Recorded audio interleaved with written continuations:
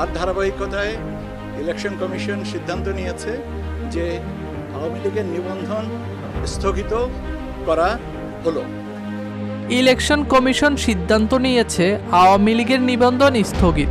সরকারের নিষেধাজ্ঞা ও নির্বাচন কমিশনের সিদ্ধান্তে বড় ধরনের রাজনৈতিক অনিশ্চয়তায় পড়েছে আওয়ামী লীগ। দলটির রাজনৈতিক কার্যক্রম নিষিদ্ধ করার পাশাপাশি নির্বাচন কমিশন নিবন্ধন স্থগিত রেখেছে।